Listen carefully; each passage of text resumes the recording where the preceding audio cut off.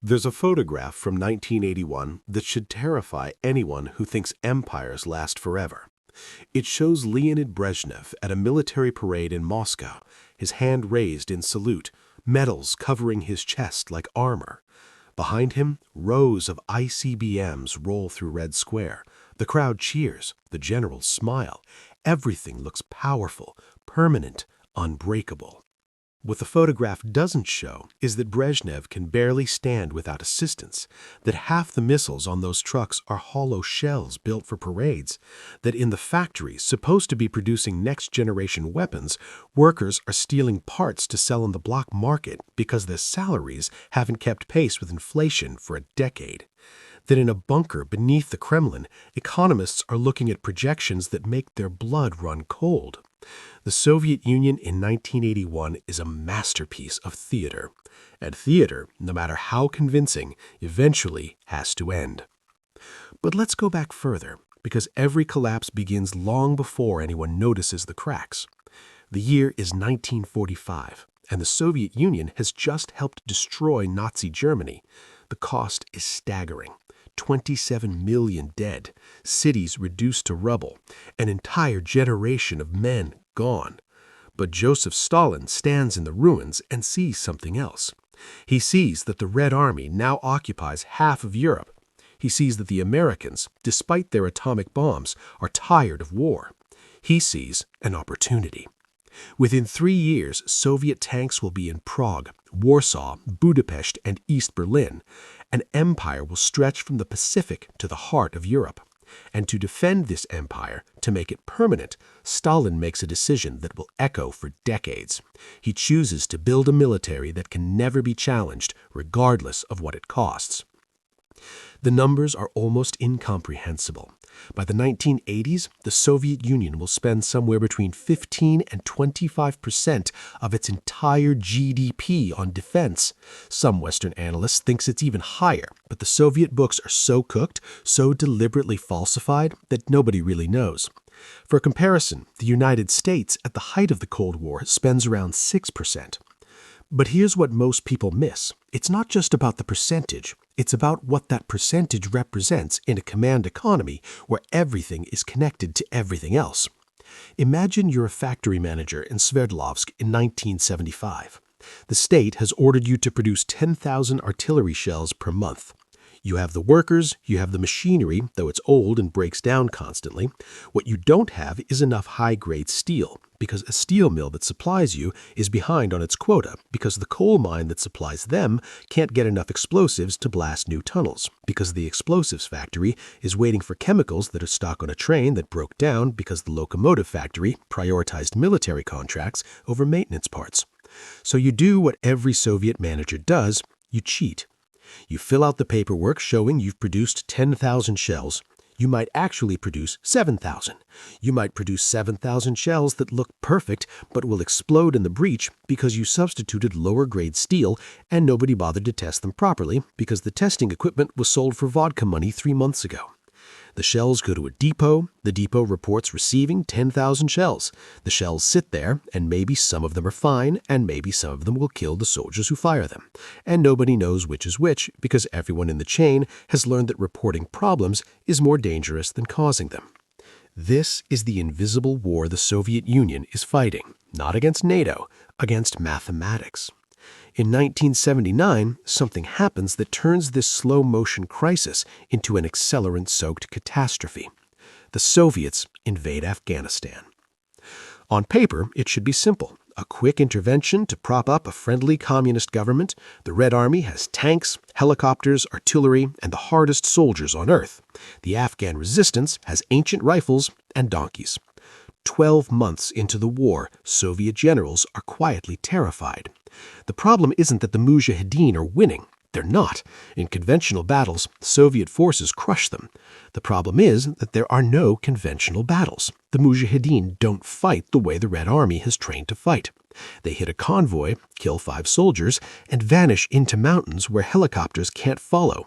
They mine a road, blow up a supply truck, and disappear into villages where everyone claims to be a farmer. The Soviet Union begins bleeding. Not dramatically, not in ways that make headlines, just a steady drip of transport planes filled with zinc coffins flying back to military airfields where the cargo is unloaded at night and the families are told their sons died in training accidents because officially there is no war. By 1984, the Soviet Union has roughly 115,000 troops in Afghanistan.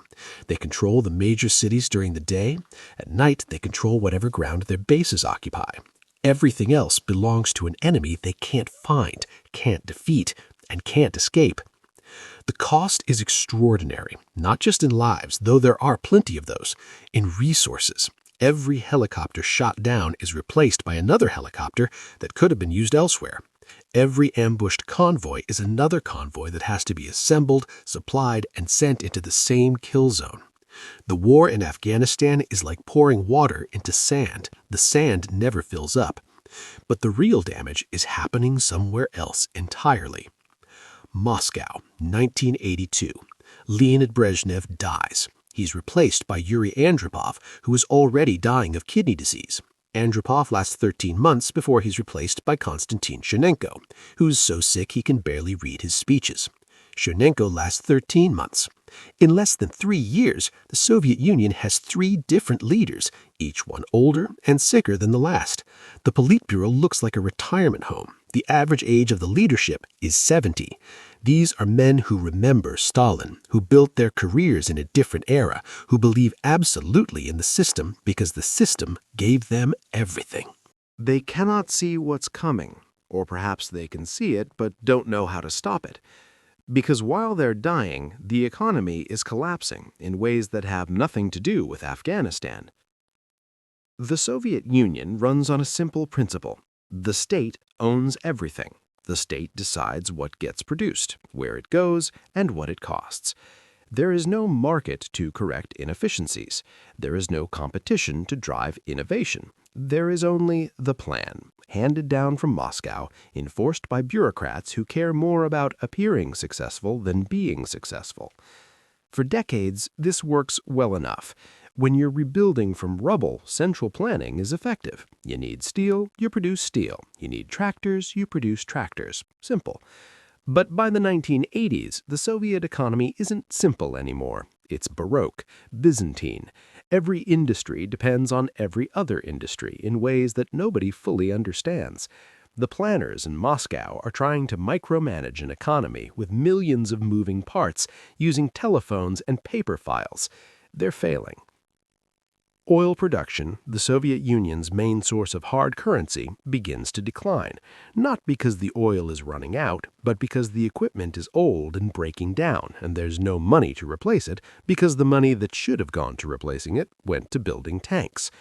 Agriculture is a disaster. Farms that should be producing grain are instead producing reports about producing grain. The Soviet Union, which has some of the most fertile land on Earth, has to import wheat from the United States. Consumer goods are a joke. Want a car? Join a waiting list for 10 years. Want a television? Hope the one you get works. Want fresh meat? Good luck. The Soviet people aren't stupid. They can see that the promises aren't being kept. They watch Western television shows on smuggled VCRs and see what life looks like in countries where store shelves are full. They hear Radio Free Europe broadcasting from across the Iron Curtain.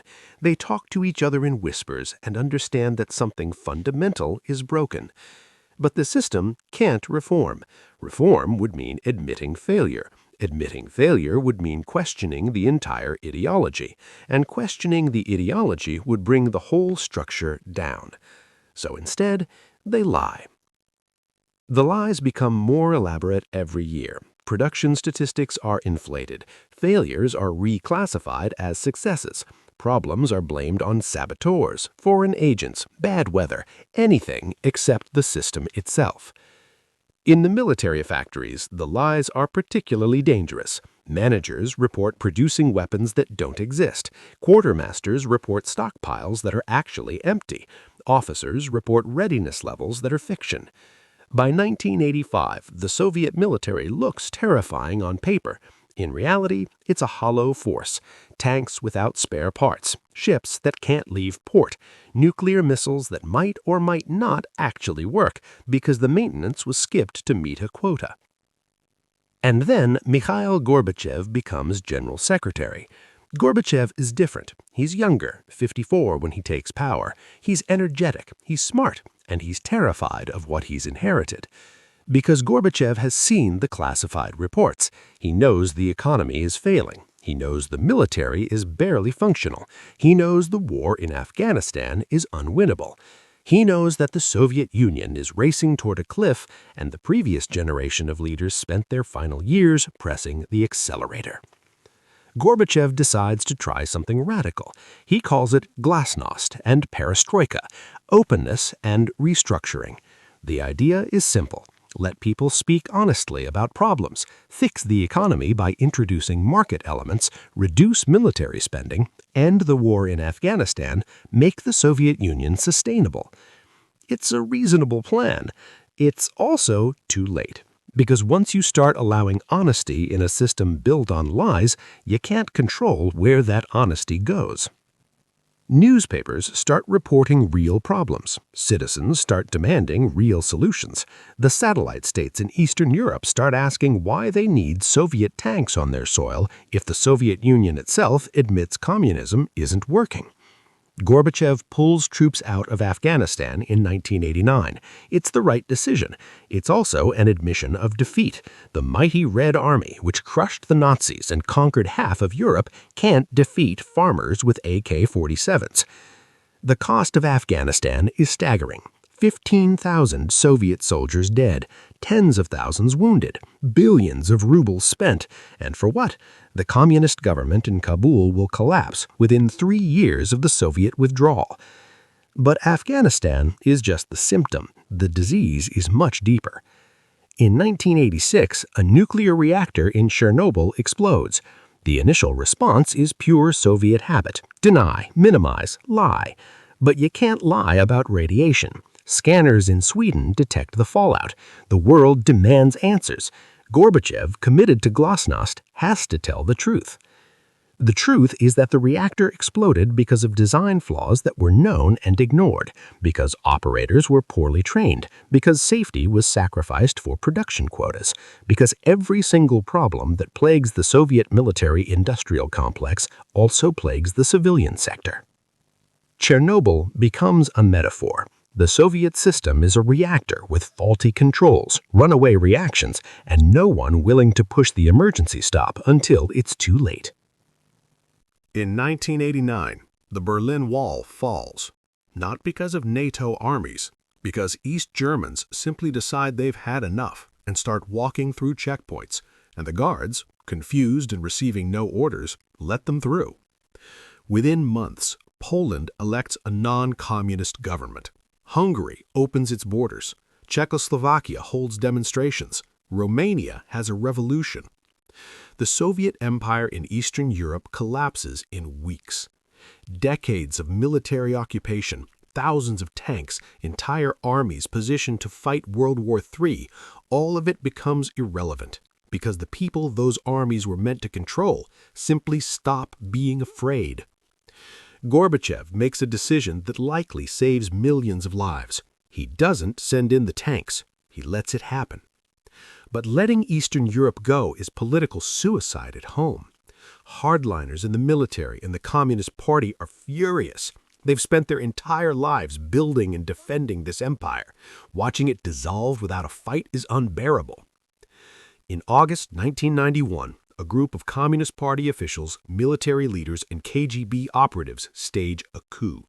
They place Gorbachev under house arrest in Crimea. They declare a state of emergency. They send tanks into Moscow, expecting the Soviet people to obey. Instead, Boris Yeltsin, the president of the Russian Republic, climbs on top of a tank and calls for resistance. Crowds surround the tanks. Soldiers ordered to fire on civilians refuse. The coup collapses in 3 days, and with it, the Soviet Union itself. Because the coup reveals the final truth.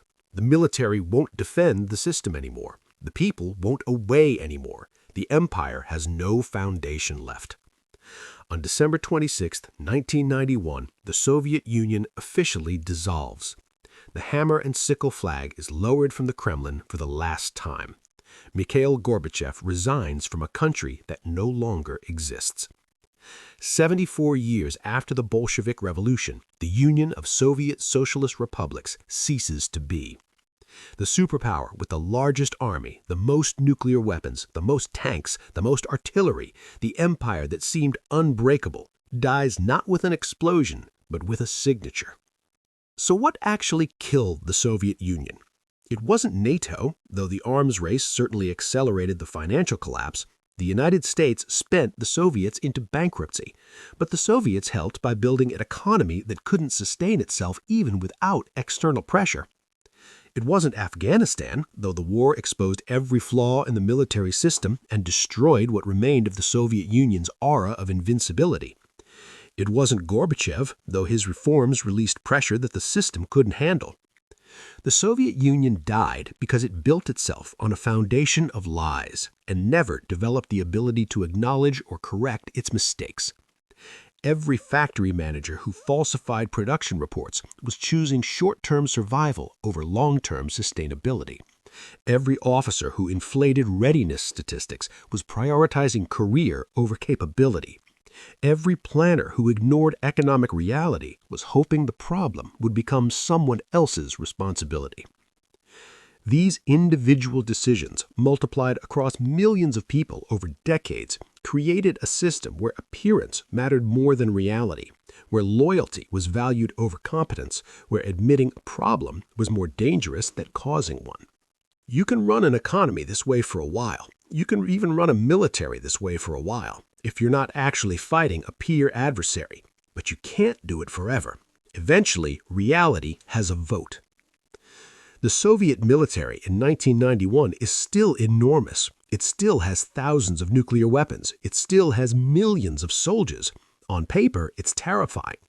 But paper doesn't matter when the soldiers haven't been paid in months, when the tanks don't have fuel, when the maintenance hasn't been done, when the entire structure is held together by momentum and the terror stops working. The lesson isn't that communism failed, though it did.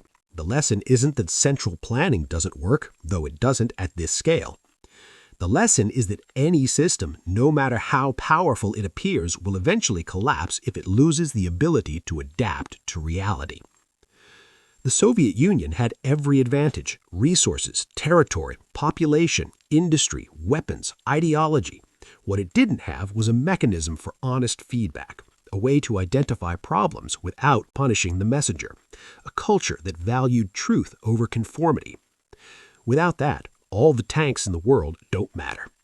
Because the real war isn't fought on battlefields. It's fought in factories where managers decide whether to report accurate numbers or safe numbers, in offices where planners choose between complex truth and simple lies, in the minds of leaders who have to decide whether maintaining power is more important than confronting reality. The Soviet Union lost that war decades before anyone realized it was being fought. And when the end came, it came quickly, not because of a single catastrophic defeat, but because the accumulated weight of small failures, delayed decisions, and comfortable lies finally became too much to bear. There's a story told by Soviet officers after the collapse.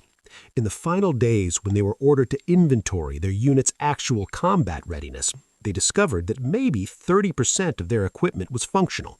The rest was there, it existed, it could be counted in parades, but it couldn't fight. 30%. For decades, the world feared this military might conquer Europe. In reality, it couldn't maintain its own logistics. The Americans didn't defeat the Soviet Union. The Soviet Union defeated itself, one falsified report at a time, one delayed reform at a time, one choice to preserve the lie instead of fix the problem. And the truly terrifying part, most of the people making those choices thought they were doing the right thing. They thought they were protecting the system. They thought tomorrow they'd have time to fix things. Tomorrow never came. The photograph from 1981 still exists. Brezhnev saluting, missiles rolling, crowds cheering, everything looking permanent. 10 years later, it's all gone. That's how empires end. Not with apocalypse, but with accounting. Not with invasion, but with exhaustion. Not because they're conquered, but because they forget that power without adaptability is just weight pulling you down. The Soviet Union had the power. It had everything, except the one thing that mattered most: the willingness to look in the mirror and see the truth. And so it collapsed. Undefeated in any final battle, unconquered by any foreign army, brought down by the one enemy no military can shoot their way past: reality. Up next, if you like content like this, please like the video, leave a comment, and subscribe for more.